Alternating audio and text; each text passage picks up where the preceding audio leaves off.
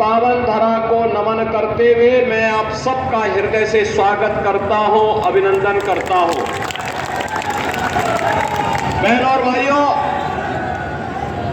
मुझे बताया गया कि यह क्षेत्र पौराणिक पांचाल देश की राजधानी के रूप में भी प्रसिद्ध रही है और साथ साथ यही वह क्षेत्र है जहां अज्ञातवास के दौरान 5 पांडवों से यक्ष ने प्रश्न किए थे और उन प्रश्नों का उत्तर धर्मराज युधिष्ठिर ने दिया था।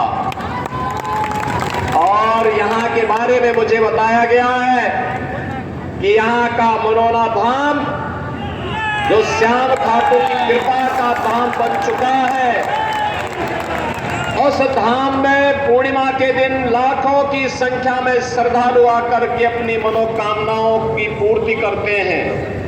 यहाँ के इन सभी पवित्र तीर्थ स्थलों, मंदिरों, पूज्य संतों को नमन करते हुए आप सभी से मैं जो प्रश्न कभी यक्ष ने बहनों और भाइयों युधिष्ठिर से किए थे, पांडवों से किए थे, वही प्रश्न आज मैं आप सबके सामने दोहराना चाहता हूं। बहनों और भाइयों, लोकसभा का चुनाव चल रहा है। तीसरे चरण के लिए चुनाव प्रक्रिया में हम आगे बढ़ चुके हैं। 2 चरणों के चुनाव संपन्न हो चुके हैं। 191 सीटों पर चुनाव अब तक हुए हैं और 191 सीटों के चुनाव के रुझान बताते हैं कि पूरे देश के अंदर एक ही स्वर गूंज रहा है और वह स्वर है कि फिर एक बार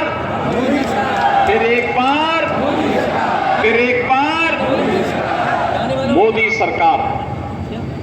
बहनों और भाइयों, मोदी सरकार के स्वर क्यों गूंज रहे हैं? इसका कारण है मोदी जी ने 10 वर्ष के अंदर देश की कायाकल्प की है, भारत को एक नई पहचान दी है, भारत का दुनिया के अंदर सम्मान बढ़ाया है, भारत की सीमाओं की सुरक्षा की है, भारत के अंदर आतंकवाद और नक्सलवाद की समस्या का समाधान किया है, विकास के बड़े बड़े कार्यों को बिना भेदभाव के देश के अंदर लागू करके भारत को दुनिया की एक बड़ी ताकत के रूप में स्थापित करने के लिए कार्य किया है और गरीब कल्याणकारी योजनाओं का लाभ बिना भेदभाव के गांव, गरीब, किसान, नौजवान, महिलाएं और समाज के सभी तबके को उपलब्ध करवाने का काम किया है।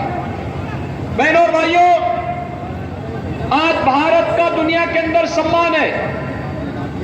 140 करोड़ भारतवासी जब दुनिया के अंदर जाता है, आज सम्मान की निगाहों से देखा जाता है, लेकिन 2014 के पहले ऐसा नहीं था।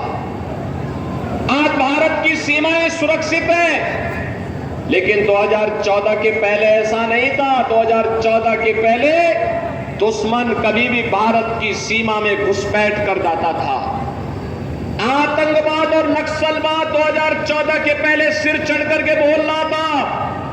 आज आतंकवाद और नक्सलवाद की समस्या का समाधान हो गया है और अब तो कहीं जोर से पटाखा भी फूटता है ना, तो पाकिस्तान सफाई देता है कि नहीं, मेरा इसमें हाथ नहीं है। बहनों और भाइयों, ये वही हिंदुस्तान है। 2014 के बाद के हिंदुस्तान को पहचानो। आज हाईवे बन रहे हैं, रेलवे के काम हो रहे हैं, मेट्रो की लाइन बिछ रही है, रैपिड रेल बन रहे हैं, IIT, IIM, 1 district 1 medical college, IIIT, NIT, world class university, ये सभी बन रहे हैं, नए नए उद्योग लग रहे हैं, हर घर नल की योजना भी लागू हुई है। और यही नहीं बहनों और भाइयों, गरीब कल्याणकारी योजनाओं का लाभ किस रूप में? 80 करोड़ लोगों को फ्री में राशन की सुविधा का लाभ, 60 करोड़ लोगों को 5 लाख रुपए की स्वास्थ्य बीमा का कवर, 50 करोड़ लोगों के लिए बहनों और भाइयों जनधन अकाउंट खोलने का कार्य, और यही नहीं 12 करोड़ किसानों को किसान सम्मान निधि का लाभ, 12 करोड़ लोगों के घरों में शौचालय का निर्माण, 10 करोड़ घरों में उज्ज्वला योजना की रसोई गैस के सिलेंडर मोदी जी ने कनेक्शन दिए। होली और दीपावली में उत्तर प्रदेश सरकार फ्री में रसोई गैस भी उपलब्ध करवाने का काम कर रही है उन लोगों को। बहनों और भाइयों 4 करोड़ गरीबों के मकान बन गए और अगले 5 वर्ष के लिए 3 करोड़ नए मकान बनाने का भी संकल्प मोदी जी ने कर लिया है। आप सोचो ये जितनी योजनाएं दी गई किसी जाति मत मजहब को ध्यान में रख के दी गई क्या? नहीं, बिना भेदभाव के सबको दी गई। लेकिन आज जो प्रश्न मैं आपसे करने वाला हूं वह प्रश्न वही यक्ष प्रश्न है जो कभी यक्ष ने धर्मराज युधिष्ठिर से किए थे, और उस समय उन्होंने जो प्रश्न किए थे वो तो 100 थे, लेकिन मैं केवल 10 प्रश्न पूछना चाहता हूं। और आप पूछिए ये सपा बसपा कांग्रेस के प्रत्याशियों से प्रश्न पूछिए, ये प्रश्न इसलिए पूछिए और उनसे बोलिए कि कांग्रेस सपा बसपा को देश के अंदर कांग्रेस को लगभग 60 से 65 वर्षों तक शासन करने का अवसर प्राप्त हुआ था। समाजवादी पार्टी और बहुजन समाजवादी पार्टी को प्रदेश के अंदर 3-3, 4-4 बार सत्ता में आने का अवसर प्राप्त हुआ था। इन्होंने प्रदेश और देश के सामने क्या समस्याएं खड़ी की थी, और इसीलिए मैं आपसे पूछता हूं कि देश के सामने पहचान का संकट करने का दोषी कौन है?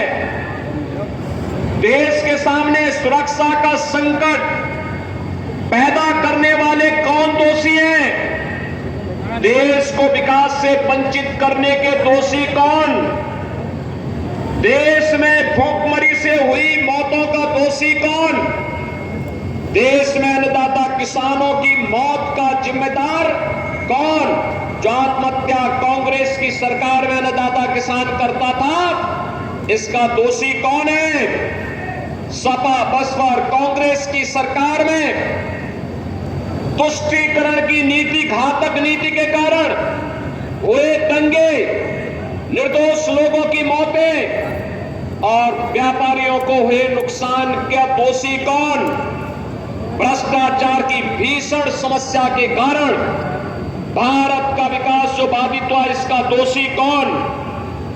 पलायन और बेरोजगारी की समस्या के कारण 2014 के पहले जिन नौजवानों ने पलायन किया था उनके जीवन के साथ खिलवाड़ हुआ था, इसका दोषी कौन है? बिजली और पानी से जनता जनार्दन को वंचित करने वाले कौन वे लोग हैं? क्या कांग्रेस इसका जवाब दे पाएगी? उसका दोषी कौन है? और अंत में बहनों और भाइयों जो 10वां प्रश्न है वह ये कि इतने दशकों तक शासन करने के बाद भी कांग्रेस सपा बसपा आपकी आस्था के साथ खिलवाड़ करती रही, इसका दोषी कौन है?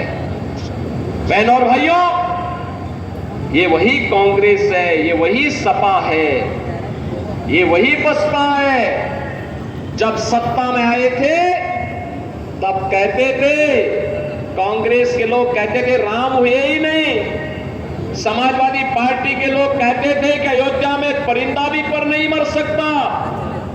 आखिर आज सत्ता से वंचित हुए अब कैसे तड़प रहे हैं लोग? जैसे बिन पानी मछली तड़पती है, क्योंकि बगैर सत्ता के लोग रह नहीं सकते। आप सोचिए समाजवादी पार्टी के हाल तो देखिए। कल्याण सिंह जी का पूरा जीवन उत्तर प्रदेश के विकास के लिए, श्री राम जन्मभूमि के लिए समर्पित था, और स्वर्गीय कल्याण सिंह जी की जब मृत्यु हुई, समाजवादी पार्टी ने अपने संवेदना के एक भी शब्द नहीं व्यक्त किए। कल्याण सिंह जी प्रदेश के पूर्व मुख्यमंत्री, राज्यपाल, और उनकी दुखद मृत्यु पर समाजवादी पार्टी के पास संवेदना के एक भी शब्द नहीं। मुलायम सिंह जी की भी मृत्यु हुई, मैं स्वयं गया था, मैं सेफई गया था, लखनऊ भी गया था, सेफई भी गया था, श्रद्धांजलि देने के लिए गया था। लेकिन बहनों और भाइयों, ये समाजवादी पार्टी के वही लोग एक माफिया की मौत पर कैसे घड़ियाली आंसू बहाते हैं। आपने अभी देखा होगा, एक माफिया के मरने पर हथिया पड़ने के लिए गए थे उस माफिया के घर में। जो लोग